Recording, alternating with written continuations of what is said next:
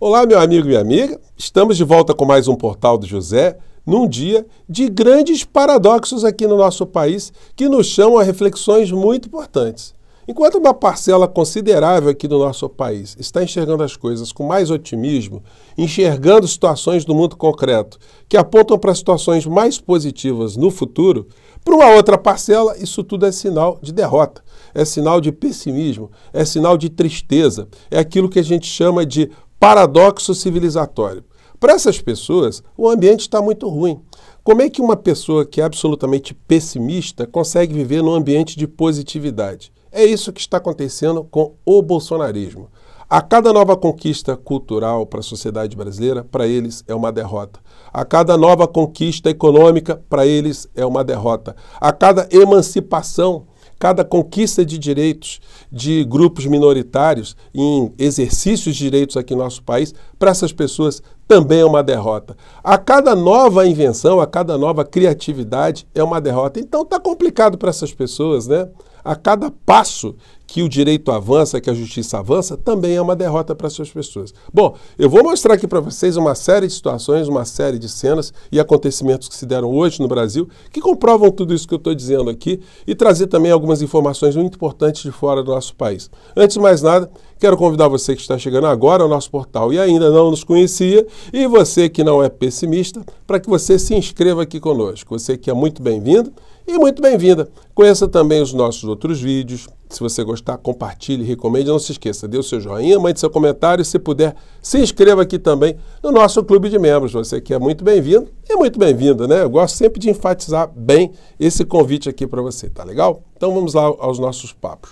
Primeira notícia, né, que está movimentando o noticiário todo hoje, vai repercutir muito mais à noite.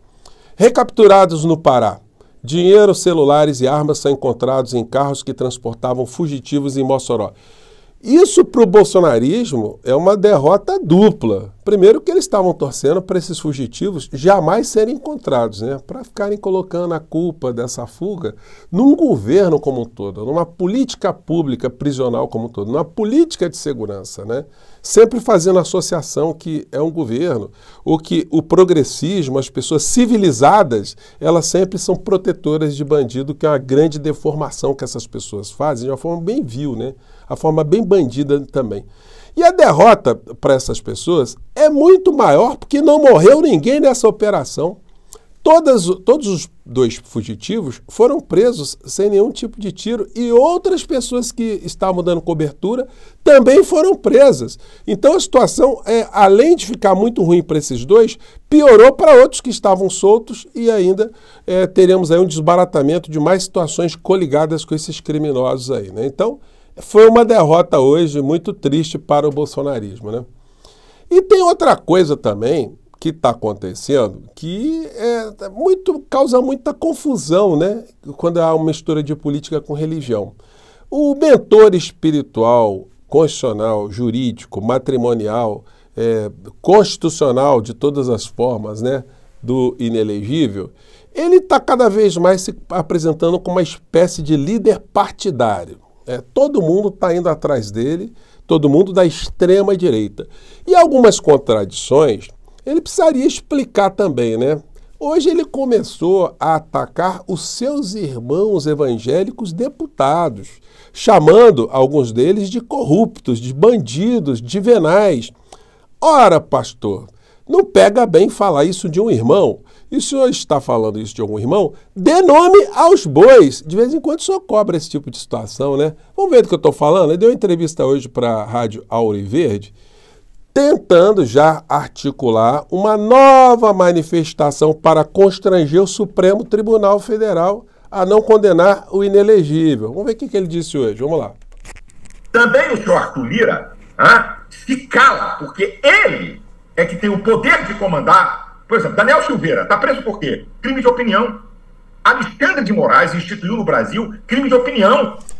Senhor Malafaia, em qualquer sociedade do mundo, o crime de ameaça, ele se faz normalmente por palavra, gestos ou algum tipo de ação.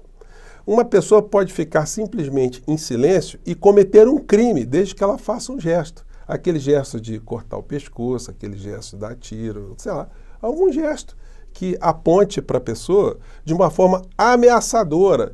Então, isso que o senhor está falando é uma grande conversa fiada para enganar trouxa, mas trouxa que acaba depois indo em cana também, né? Mas esclarecido esse ponto, vamos avançar aqui. Crime de opinião é para ditaduras. Esse cara está preso por quê? Porque mandou matar alguém? Porque roubou? Não, por opinião.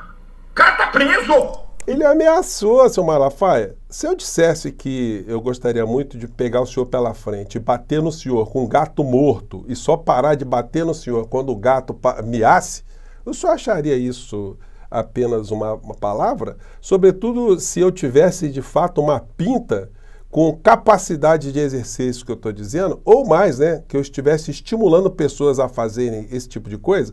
Por muito menos um outro entrou no aniversário de uma pessoa inocente e desferiu um monte de tiros nessa pessoa e matou. Então não venha com essa conversa, né? Que o senhor está cometendo uma insanidade, um mau caratismo, induzindo as pessoas a acreditarem que indução a crime é uma coisa comum, né? Mas ele avança.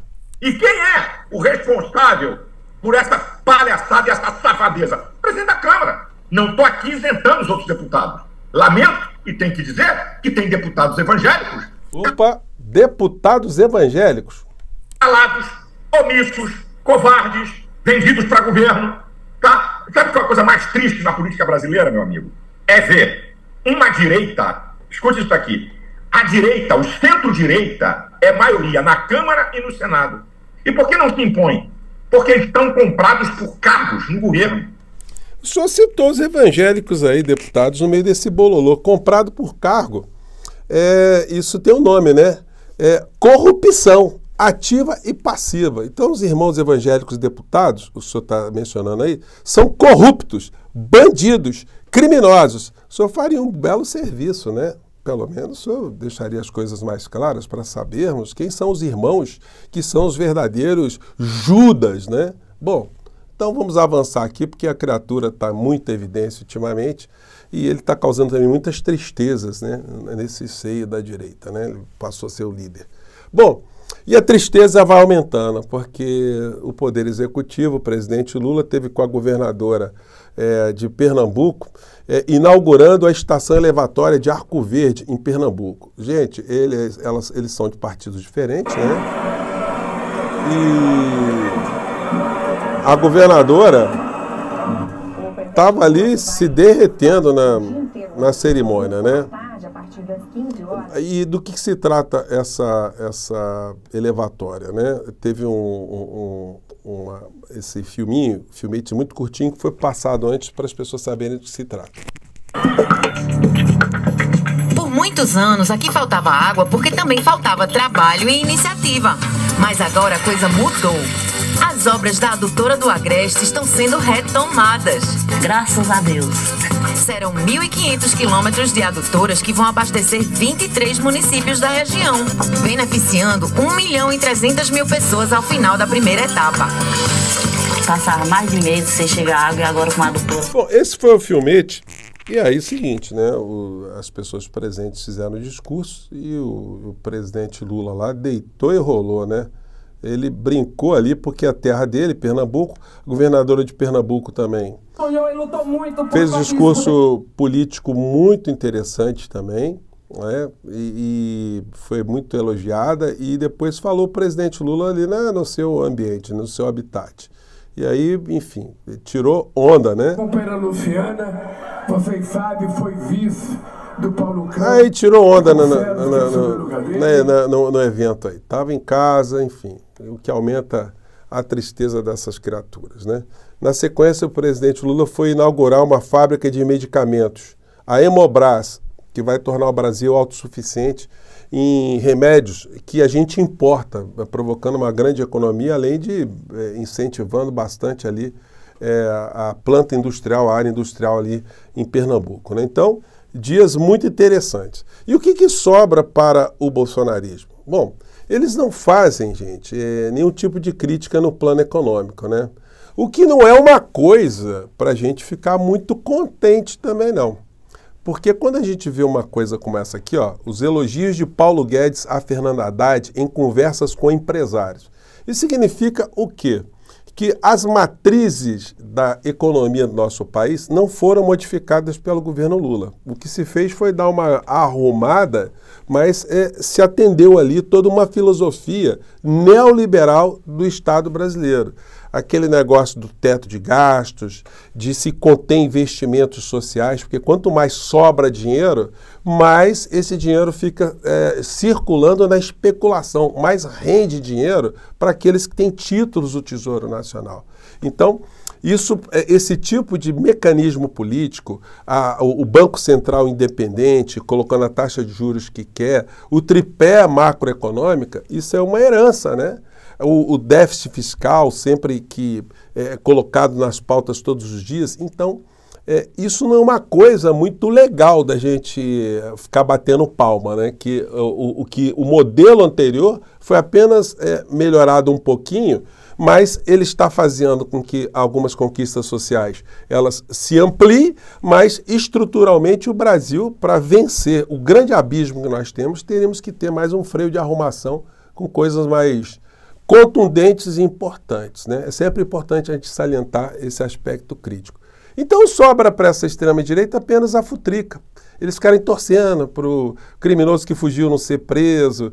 Uma futrica. Vai o filho do presidente Lula aparece em matéria como uma pessoa que agride mulheres ou que agrediu mulher. Bom, isso aí é a polícia que está sendo investigada. Nenhuma pessoa do campo progressista vai ficar batendo palmas para alguém que agride uma mulher se esse fato aconteceu. Agora, a grande calhordice é que esses bandidos da extrema-direita, eles nunca levantam um dedo em relação a essas pautas. Muito pelo contrário, eles debocham, fazem todo tipo, eles dizem que isso é um esquerdismo, que isso é politicamente correto, eles como são contra essas pautas civilizatórias, então eles não têm moral alguma para ficar falando, agora ficam criticando que o volume de pessoas que morreram de dengue aqui no Brasil é muito grande. Eles mataram 750 mil brasileiros e tem a cara de pau de fazer algum levantamento de alguma área. Eles têm condição de falar em violência quando o clã Bolsonaro é totalmente infiltrado, ramificado, mancomunado, acumpliciado com milícias aqui no Rio de Janeiro.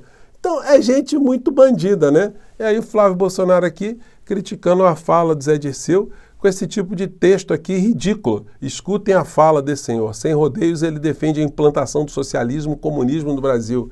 Eles não vão desistir. O que são coisas absolutamente mentirosas. Para essa gente, não sendo de extrema-direita, você é comunista. Não tem escapatória. Se você não reproduzir os mesmos textos insanos, derrotistas, para baixo, anticivilizatórios dessa gente, você sempre será um comunista. Então, é por isso que essas distorções todas fazem com que essas pessoas fiquem muito tristes, muito abatidas com o avanço do processo civilizatório. Mas, para desespero deles, o tempo não para e a civilização também não para de avançar. É por isso que nós estamos aqui e essas pessoas vão ficar muito tristes ainda, né? Gente, eu vou ficando por aqui. Um grande abraço e até o nosso próximo encontro. Filas que andam. Tchau!